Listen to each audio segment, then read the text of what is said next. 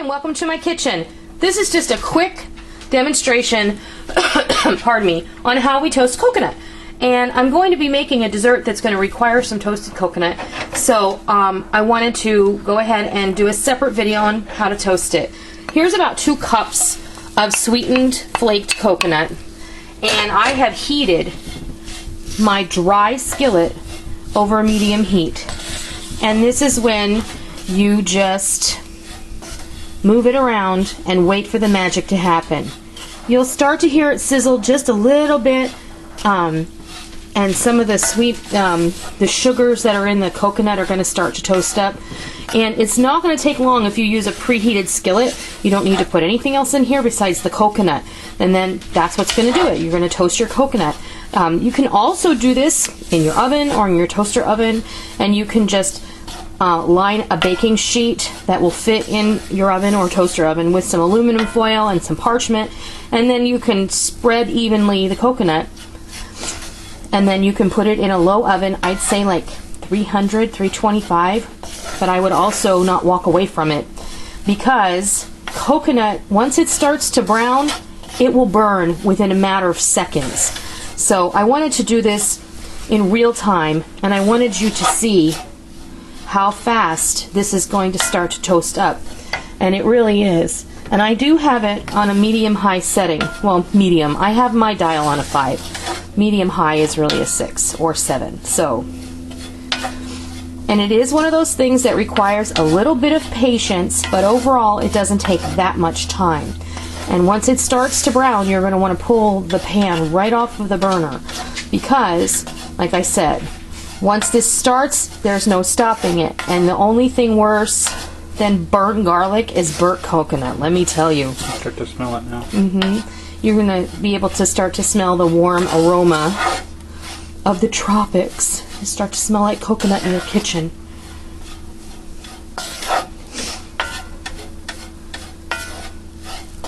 And I wanted to do this in real time because I wanted you to see when it's going to start to brown. Only a few minutes in now, and I'm already starting to smell it.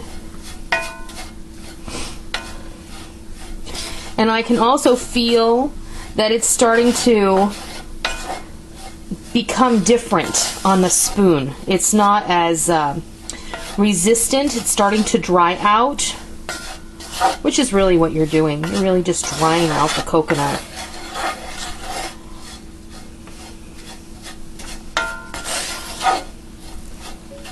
So the key is keep it moving? I recommend that you keep it moving. If you're doing it in the oven, what you're going to want to make sure that you do is you're going to want to remove it every few minutes and give it a toss with a spoon. That's why I feel like doing it in a frying pan or skillet is just a little bit easier. Because then you don't have to reach in, take out the pan, put it on top of the oven, on the top of the stove, burn yourself in the process, because, you know,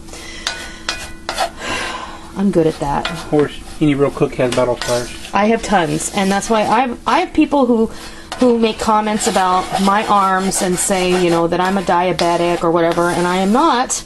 Not that it's anyone's business, but the scars on my arms are from pure hard work over my 47 years, let me tell you. That's right. You earned your stripes. I did. In the Army of Life. Or the Air Force of Life.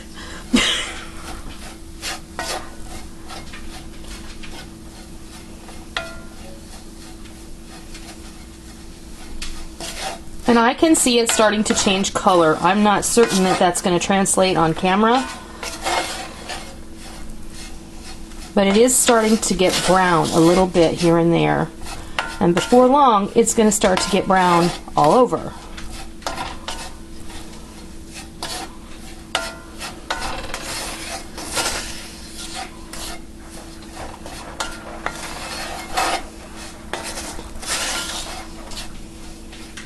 So it's really important to keep it moving towards the end. It's especially important toward the end, because you don't want to, this is not something you put in the pan and go, oh, I think I'll go answer my phone, or oh, I think I'll go to the bathroom, or whatever, or I'll let the dog outside. Have someone else do that. Not someone else can't go to the bathroom for you, I guess, but you know. You just shouldn't walk away from this, and you can see it starting to steam. It's really steaming.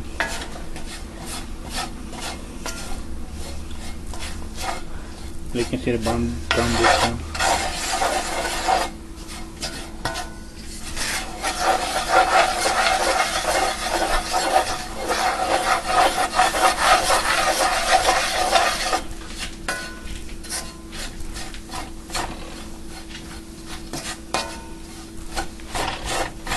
What you looking for, Soph? Something else?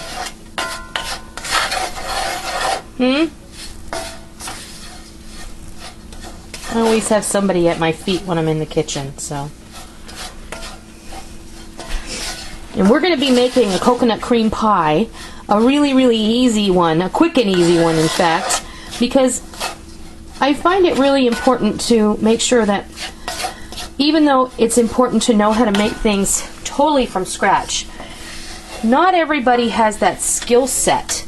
And while everyone is learning, it's always good to know how to make things rather simply with simple, accessible ingredients that you can get on your grocery store shelf.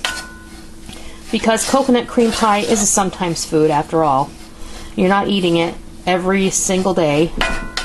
So sometimes it's perfectly acceptable in my book to use some convenience ingredients in order to make that. But also to be able to make the best tasting, non-fake thing that you can. But I think that we can always look for a little bit of help at the grocery store, and especially with the holidays, you know, Easter and spring holidays, we've got graduation. Lots of things happen in the spring. You know, people tend to get married in the spring and the summer, and there's all sorts of parties and wedding showers and baby showers and just parties because people are ready to get back outside and celebrate being close to the earth, you know? So this is a lovely thing to take with you to a church supper or party, or just to make for your family. It's especially nice for your Easter or spring dinner table. And I can see, I don't know if you can, but my coconut is starting to brown. And it's starting to brown rather quickly now. So this is exactly what I'm talking about. Is 1 minute it will look as if it's never going to turn brown, and the next it's going to start to be brown, and you don't definitely want to walk away from it at this point. You can also feel that the coconut is drying out rather rapidly.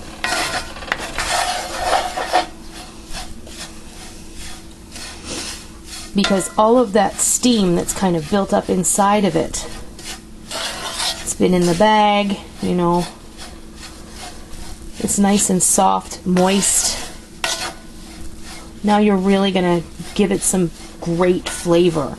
And you can make a pie. It's not a problem. But you'll make a better pie if you toast it, because, you know, brown equals flavor, right?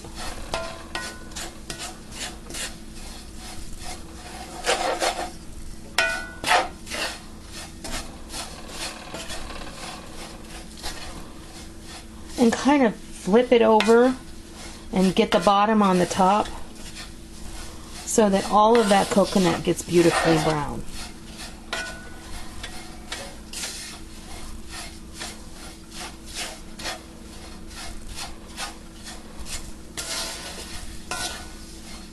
In all, this may take you 10 minutes, but I wanted to do it in real time so that you could see exactly how long it should take you if you choose to do this. Because sometimes, you know, you see people demonstrate things and they go, oh, just toast up some coconut.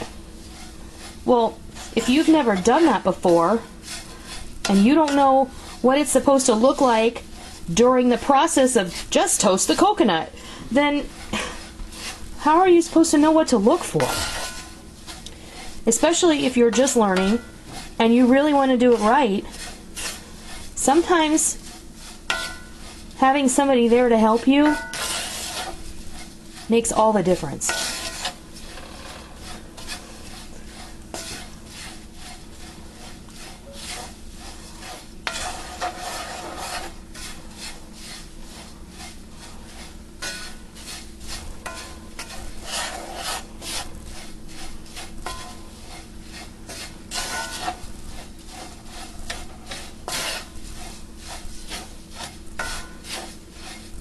Now it's not going to all turn totally brown. It is, however, going to be a nice combination of brownness and whiteness. Those are words. Oopsie. Somebody will get that. Probably my broom will get that.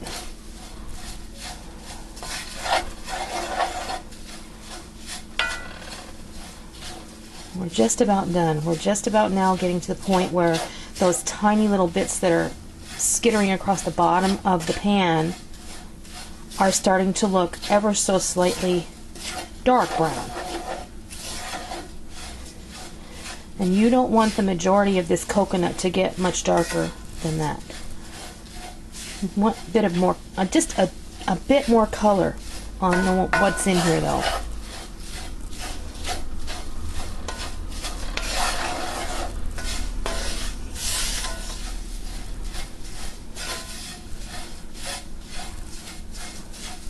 In fact, I'm going to turn my pan off because this cast iron holds the heat, and the residual heat will be just enough to make me happy. Do you see the difference from how the coconut looked when we began to how it looks now? It's beautiful, and it smells good. Now what you're going to want to do is you are going to want to let this cool completely before you put it into any custard or cooled mixture. Otherwise, you're not doing yourself any favors. You went to all the trouble of toasting the coconut so that it would be flavorful. Don't put this hot into a cold custard, because that will be detrimental to your pie or your custard or whatever it is you're using this for.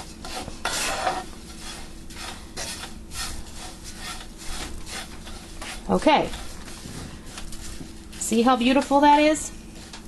That is how you make toasted coconut. Quick and easy, and it's going to be delicious in whatever recipe that you want to use it for. You know what else it's going to be good for? Throwing a handful on top of a scoop of ice cream. Think about it. Chocolate syrup, vanilla ice cream, toasted coconut. How could that be bad? Okay, I hope you try this, and I hope you like it. And I hope if you didn't know how to do this, it solves a mystery. Thanks so much for stopping by my kitchen. Till next time, I'll see ya.